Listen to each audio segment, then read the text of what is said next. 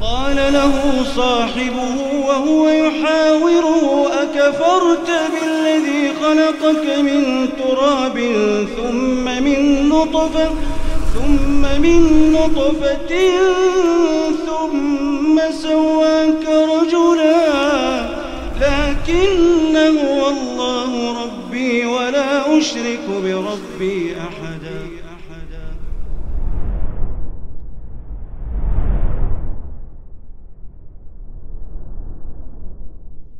Bismillahirrahmanirrahim. Alhamdulillah wassalatu wassalamu ala Rasulillah wa ala alihi wa sahbihi wa man walah. Amma ba'd.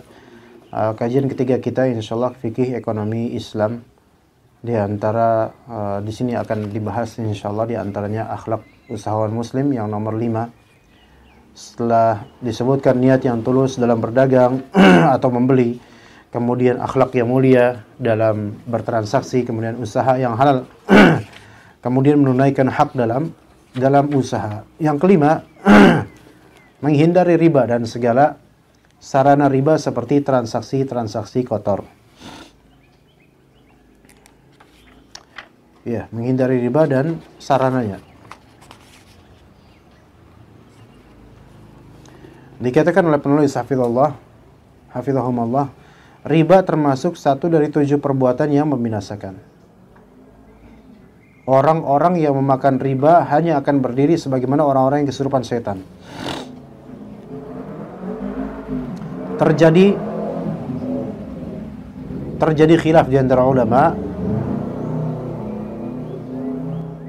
dalam pemahaman mereka terhadap kalimat Allah Subhanahu wa taala, alladzina ya'kuluna riba. Itu orang-orang yang memakan riba. Apakah orang-orang yang memakan riba itu adalah orang yang memang memakan benefit dari riba itu? Dan itu pasti. Orang yang memakan benefit dari riba itu berarti ini masuk dalam alladzina ya'kuluna riba. Itu pendapat pertama di antara ulama, bahwasanya ancaman alladzina ya'kuluna riba hanya untuk orang yang memang mengambil benefit, advantage dari riba ini. Dengan segala apa? Dengan segala model transaksi ribanya dan juga jasa ribanya, seperti dikatakan oleh para sahabat, Jabir bin Abdullah, la'ana Rasulullah SAW akila riba wa mukilahu wa katibahu wa syahidaihi. Rasulullah SAW melaknat pemakan riba, orang yang memberikannya, wakil riba, yaitu berarti ini segala yang memang ada di bank konvensional dari para pegawai, termasuk katibnya, juru tulis riba, dan syahidai, 2 belah pihak yang menjadi syahid atau yang bisa bertransaksi riba. Ini pendapat pertama, ada yang mana seperti ini. Ada juga pendapat kedua. Jadi ini udah sepakat nih semuanya ini kena. Jadi yang bertransaksi riba dengan sengaja pun dia kena. Pendapat pertama. Yang kedua, iya, hadis ini kita sepakat. Tapi ada kalanya orang yang memiliki akad dengan produsen ribawi atau dengan lembaga keuangan ribawi, hanya saja dia itu tidak berniat untuk bertransaksi riba. Tidak berniat untuk bertransaksi riba, walaupun ya kena juga gitu loh. Paham nggak? Seperti kita menabung, bahasa kita yang menabung di bank konvensional atau bahkan bank syariah dengan akad umum. Maka pendapat kedua yang seperti ini tidak kena hukum alladzina ya'kuluna riba. Paham nggak ikhwan maksud anda? Kan Allah Ta'ala mengatakan alladzina ya'kuluna riba la yaqumuna illa kama yaqumul ladzi yatakhabbathu asyaitanu minal mas. Orang yang makan harta riba, mereka tidak akan dibangkitkan nanti di hari akhir kecuali dengan keadaan seperti kesurupan itu. Nah, orang yang makan riba ini siapa aja gitu loh. Ada hadis yaitu Rasulullah SAW melaknat akilar riba, pemakan riba, jelas yang mengambil benefit dari riba itu jelas. Kemudian wa mukilahu, dan orang yang berkontribusi dalam keribaan ini, ya semua pegawai bank sebenarnya. Ya. Kemudian juga dilaknat oleh Rasulullah SAW, wa katibah, pencatatnya tok. Padahal orang ini tidak ada urusan kecuali nyatat doang. Kemudian wasyahidai, orang yang bertransaksi. Maka ini dikatakan semuanya, ini pendapat pertama, semuanya kena. Yang bertransaksi kena. Karena orang yang bertransaksi ini dia ridho terhadap dia tahu dan dia ridho terhadap riba tersebut. Oke. Pendapat kedua, bahwasanya yang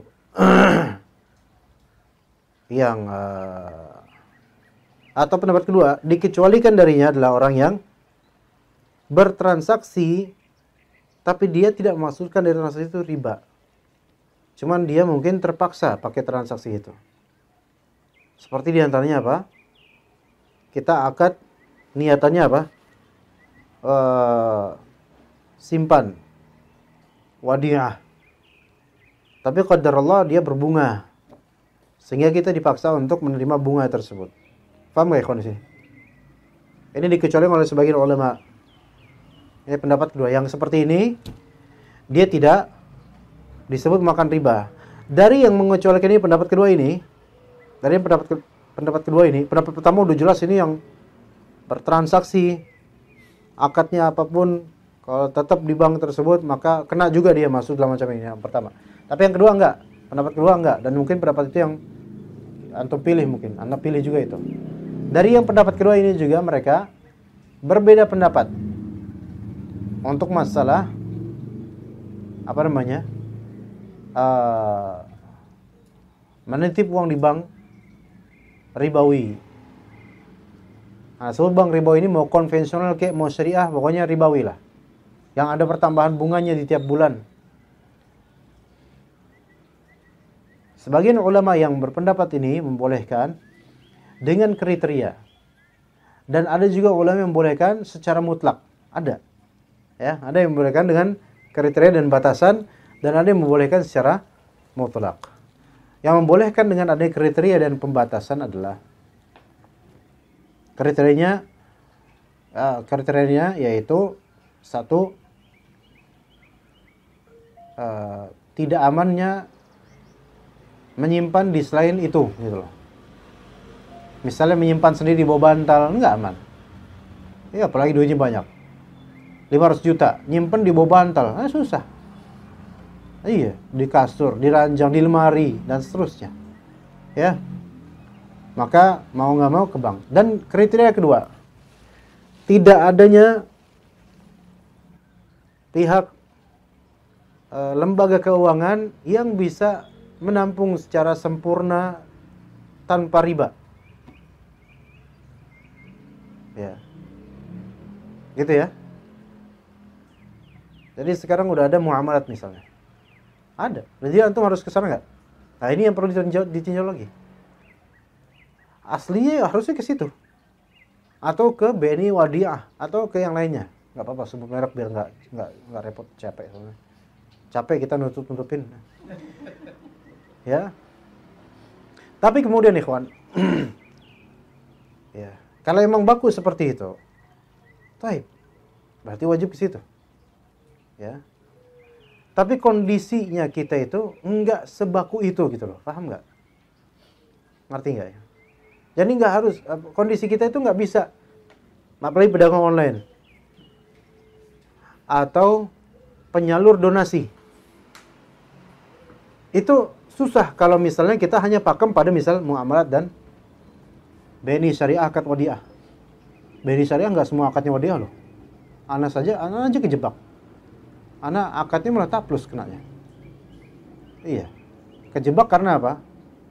Karena anak awam dan orang biasa, kemudian pihak operator CS-nya itu ngomongnya itu cepet banget. Anak kelabakan. Iya, anak kelabakan. Mau anak balas dengan pelajaran usul fikih, takutnya sama-sama bingung. Anak iyain aja, tiba-tiba udah jadi aja, anak terbius dengan itu udah jadi, udah akad tanda tangan. Padahal niat anak pakai wadiah, tapi dipercepat ngomongnya dia anak kelabakan lah, kelas. Ala kulli hal. Keadaan kita ini misalnya, sebagian dari kita pekerja, pegawai, kantoran. Sementara pihak ofisial kantor mengharuskan kita memakai bank yang berbunga, akun yang berbunga. Ya enggak? Benar enggak gitu? Satu kantor. Enggak, antum enggak haruskan kayak gitu. Ya kan? Tapi antum minta pakai BSI misalnya. Enggak ada, enggak boleh. Harus pakai Mandiri misalnya. Misalnya.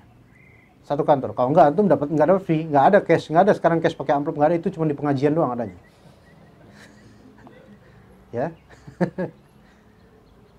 Antum mau pakai bank itu atau antum enggak dapat gaji. Ya udah anak keluar, ifadul keluar ya. Ya gitu ya. Ini keadaan seperti ini ada.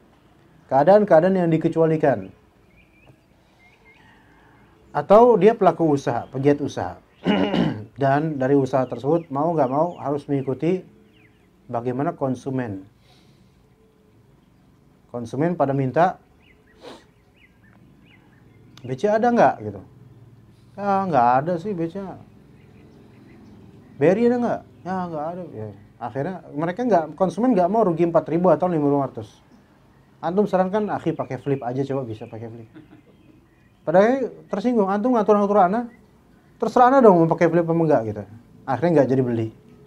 Dan hal-hal lain dari transaksi demi transaksi yang kadang-kadang kita nggak nyangka, wah kita, aduh coba kalau punya bank itu, kalau punya gitu. Jadi mau nggak mau harus pakai akun yang beragam dari beragam bank. Dan tidak mungkin semuanya itu murni tak berbunga, nggak mungkin. Ada berapa produk sih yang nggak berbunga dari produk kayak gini? Jarang, masih jarang kan ya? Iya. Itu alasan berikutnya yang dikecualikan mungkin mudah-mudahan. Ya, dan masih ada alasan lain. Kemudian juga ada ulama yang membolehkan secara mutlak selama kita tidak memakan uang bunganya. Gitu. Dan yang membolehkan secara mutlak ini tidak menjadikan klausul di awal transaksi, di awal akad kita terhadap bank. Kan di awal akad kita terhadap bank kan ada klausul bahwa saya akan ada pertambahan bunga.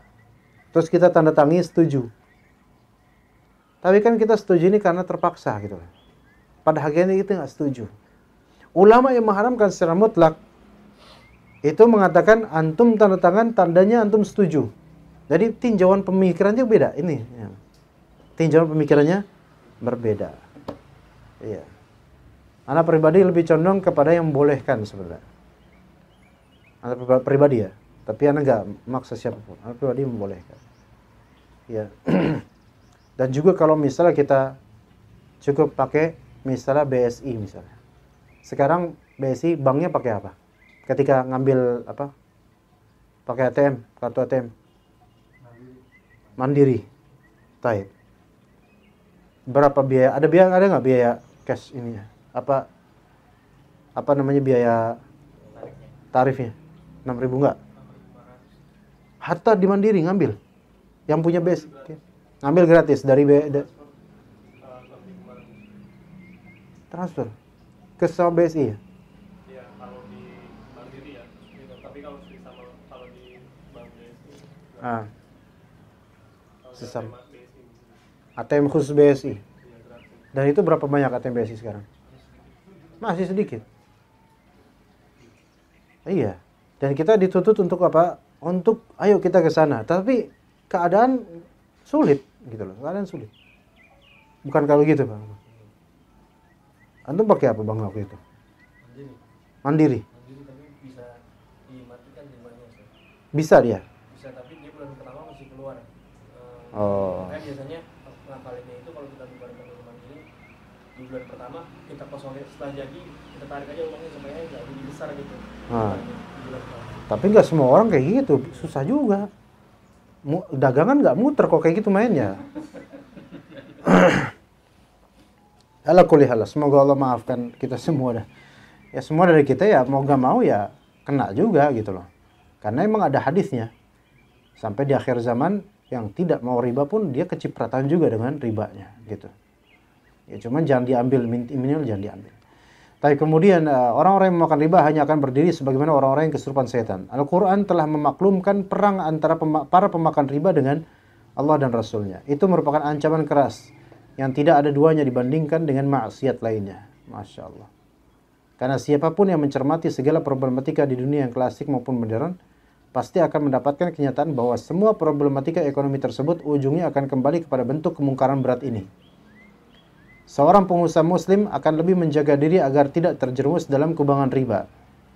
Dan mereka adalah orang yang paling jauh dari aktivitas yang berhubungan dengan riba melalui berbagai bentuk transaksi haram, meskipun secara zahir tanpa halal.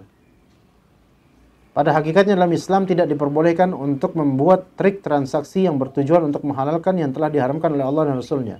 Hal tersebut akan diulas secara rinci di tengah-tengah studi pembahasan insyaallah. Allah Ta'ala berfirman menyinggung haramnya riba, mengancam para pelakunya dengan siksa yang pedih di dunia dan akhirat. Kata Allah Ta'ala, alladzina ya'kuluna riba la yaqumuna illa kama yaqumu alladhi yatakhabbathu asy-syaitanu minal mas. Dzalika bi annahum qalu innamal bay'u mithlu riba wa halallahu al-bay'a wa harrama riba. Faman ja'ahu maw'izatun min rabbih fantaha falahu ma salafa wa amruhu ila Allah wa man 'ada fa ulaika ashabun nari hum fiha khalidun. Yamhaqullahu ar-riba wa yurbi as-shadaqat. Wallahu la yuhibbu kulla kaffarin athim. Orang-orang yang makan atau mengambil riba tidak dapat berdiri melainkan seperti berdirinya orang yang kemasukan setan lantaran tekanan penyakit gila. Keadaan mereka yang demikian itu adalah disebabkan mereka berpendapat sesungguhnya jual beli itu sama dengan riba.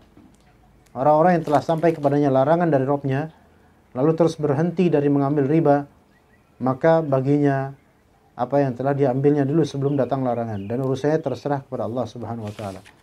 Apa di sini, ikhwan? Dari ayat ini, faman ja'ahu mau'izatun min rabbih fantaha falahu ma salafa wa amruhu ila Allah. Ada istinbat dari ayat ini, ikhwan. Orang-orang yang telah sampai kepadanya larangan mau'izah, nasihat dari Allah, lalu dia berhenti mengambil riba, maka baginya apa yang telah diambilnya dulu sebelum datang larangan. Apa faedah dari ayat ini? Harta haramnya manusia terbagi menjadi dua. Ya, harta haramnya kita ini terbagi menjadi dua. Imma haram karena zulm, kezaliman. Imma haram karena selain zalim. Maksudnya kezaliman di sini imma haram karena kezaliman itu ada hak orang padanya. Imma haram karena bukan karena zalim. Bukan karena milik hak orang. Jadi yang haram karena zalim ini yang pada asalnya memang itu maklum sama semua orang bahwa saya itu zalim. Adapun yang kedua, haram bukan karena kezaliman, itu yang bisa jadi tidak dipahami oleh kebanyakan orang bahwa saya itu haram. Itu yang kedua, ya. Jadi yang pertama haram karena zalim. Yang kedua haram bukan karena zalim, mungkin karena caranya tidak tepat gitu, atau hal lain. Haram karena zalim ini haram selamanya. Taib. Sebelumnya kata Allah Ta'ala tadi, faman ja'ahu mau'izatun min rabbih fantaha falahu ma salafa wa amruhu ila Allah. Siapa yang datang peringatan kepadanya dari Allah, kemudian dia selesai, enggak melakukan lagi, maka dia mendapatkan apa yang sebelumnya dari harta itu.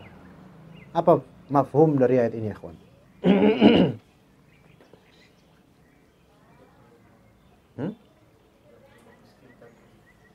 Sahih, enggak perlu memiskinkan diri setelah dia mengetahui akan haramnya harta tersebut. Tapi ini ada rinci.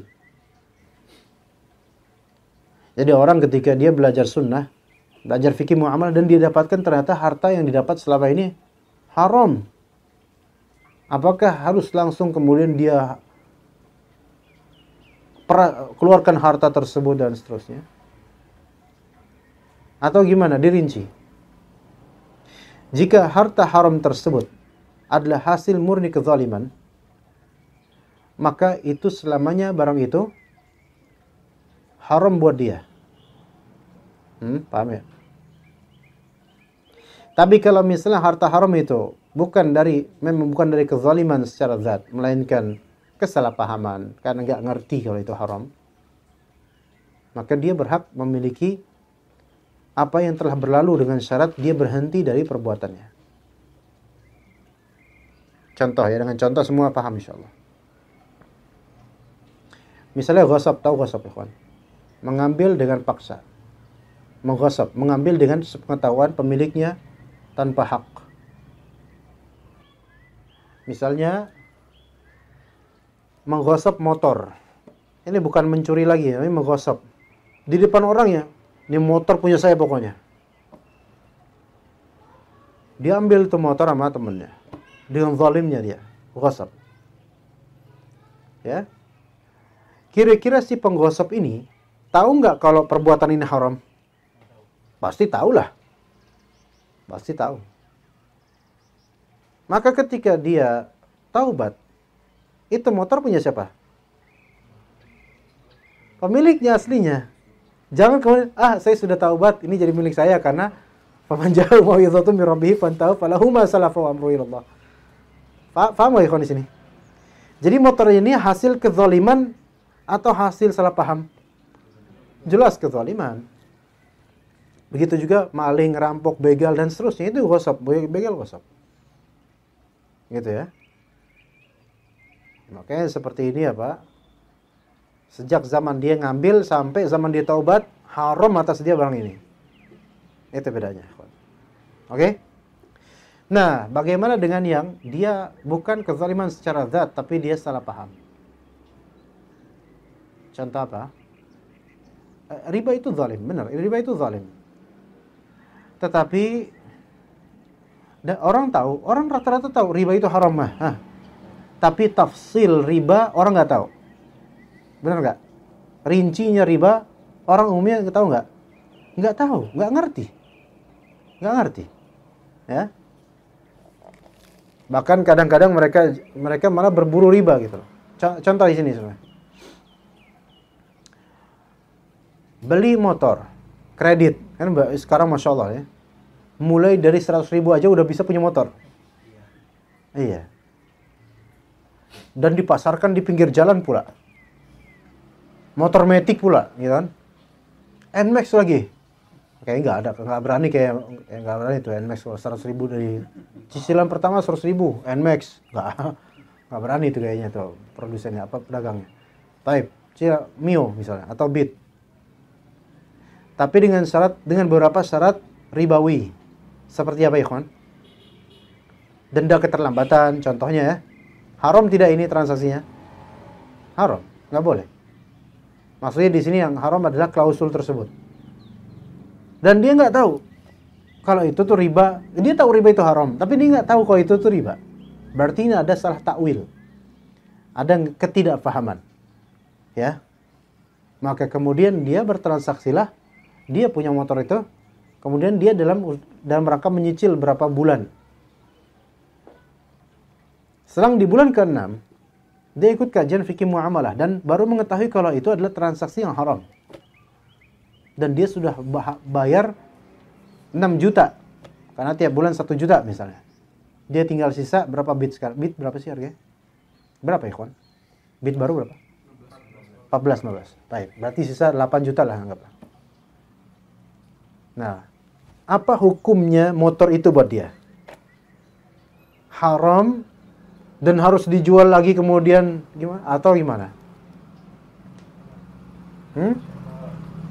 Motor itu tetap halal, tapi dia nggak boleh membayar yang ribanya gitu aja. Dia bayar pokok aja.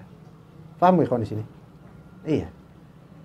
Maka dalilnya faman ja'u mau'izatun min rabbih fantaha falahu ma salafa wa amruhu ila Allah. Begitu ya. Seperti itu. Begitu juga dengan orang-orang yang kerja di bank. Dan dia kaya dengan itu. Apakah kemudian setelah dia tahu nih, waduh, harus tabungannya semua harus dikuras, kemudian rumah harus dijual, dia tinggal di kontrakan yang 10 juta per bulan, 10 juta per tahun misalnya, langsung memiskinkan diri istilahnya. Enggak. Kenapa? Karena dia tidak paham sebelumnya akan hal itu. Beda kalau misalnya harta haram karena zalim secara mutlak, itu semua orang pasti paham kok ini haram. Semua orang, hatta maling, gerombolan si berat. Iya. Edi Tamsil aja tahu. Tahu kan namanya? Biasa orang-orang tua kayak sampean tahu itu. Pak Abdul Khalik pasti tahu ya. Edi Tamsil. Kemana tuh orang itu sekarang? Gak tahu, tahun 90-an dulu ya. Edi Tamsil misalnya ditanya, Edi. Namanya itu orang Cina itu aslinya. Orang Cina Indo. Ente korupsi atau ente nyuri, ini haram apa enggak? Haram. Yakin nggak dia haram itu zalim? Haram, iya. Maka kalau dia taubat nanti masuk Islam terus taubat, kalau masih ada satu orang, harus ngapain dia? Balikin semua hartanya. Kalau ini baru miskin gini, karena semua sepakat ini haram. Gitu. Kemudian ada seorang kaya karena ikut perlombaan. Tapi perlombaan ini perjudian pada hakikatnya. Betapa banyak kayak gitu kan ya. Daftar 5 juta. Dia menang. Hadiahnya misalnya 300 juta. Udah punya tuh tabungan 300 juta tuh. Masya Allah. Dia tabung buat nikah nanti misalnya. Kemudian baru dia ikut kajian fikih muamalah, ternyata itu termasuk qimar, perjudian. Ya gimana Ustaz? Lumayan 300 juta nih Ustaz. Ustaz bilang, buat anak aja kata Ustaz. Apa hukumnya dia kemudian? Dia dapat mau'izah dari Allah, falahu ma salafa, fantaha. Dia harus berhenti dari itu, jangan lanjutan lagi perlombaan seperti itu, dan dia udah silakan. Itu uang milik siapa? Milik dia. Selama dia waktu itu belum tahu hukumnya. Dan itu kan dianggap keumuman orang itu bukan zalim kan ya? Iya. Seperti itu hukumnya kawan. Jadi enggak langsung. Jadi hati-hati kalau antum nanti berfatwa pada orang-orang yang seperti itu kemudian bilang, wah antum nih, wah taubat antum, udah rumah jual, ini jual, mobil jual dan seterusnya. Miskin antum sebenarnya nggak punya duit antum gitu. Kalau digituin ya masya Allah, mungkin di perumahan ini rata-rata miskin. Jangan ngomong tapi banyak pejabat di sini, banyak pensiunan. Iya, begitu ya kawan. Ya, baik. Insya Allah kita bahas nanti. Ya, jadi itu istinbat dari Al-Baqarah ayat 275. Ya, insya Allah. Kemudian kata Allah, orang yang mengulangi mengambil riba, dia udah datang mau'izah, udah datang peringatan, dia lanjutkan lagi karena maka orang itulah penghuni neraka, mereka kekal di dalamnya. Ini ada dua tafsiran. Imma kekal di sini maksudnya adalah lama banget di surga, di neraka, karena dia mengulangi riba padahal dia sudah tahu hukumnya, sudah tahu jelas. Ya. Atau makna kedua, dia kekal abadi selama-lamanya tanpa keluar dari neraka. Ini kalau misalnya dia mengulangi dengan menghalalkan riba. Iya, jelas-jelas menghalalkan riba. Tadi ulama yang membolehkan untuk bertransaksi nitip nabung di bank itu bukan dalam rangka menghalalkan riba ya kawan. Semua ulama yang membolehkan untuk nabung di bank itu mereka tidak bermaksud menghalalkan riba, karena ada hajat dan juga kadang menjadi darurat bagi banyak manusia sekarang. Tapi memang tentu yang afdol adalah cari yang lebih selamat tentunya. Walaupun kita megang pendapat itu, kalau bisa lebih selamat ya alhamdulillah. Alhamdulillah. Ya cuma ada konsekuensinya juga ya, karena masih jarang. Taib, kemudian kata Allah Ta'ala, yamhaqullahu riba wa yurbis sadaqat. Allah Ta'ala memusnahkan riba dan menyuburkan sedekah. Wallahu la yuhibbu kulla kafarin athim. Dan Allah tidak menyukai setiap orang yang tetap dalam kekafiran dan athim, selalu berbuat dosa. Taib. Ada soal ikhwan di sini? Ada cukup sampai sini insyaallah. Wa sallallahu ala nabiyyina Muhammad wa ala alihi wa sahbihi ajma'in. Subhanakallahumma bihamdika asyhadu an la ilaha illa anta astaghfiruka wa atubu ilaik. Assalamualaikum warahmatullahi wabarakatuh.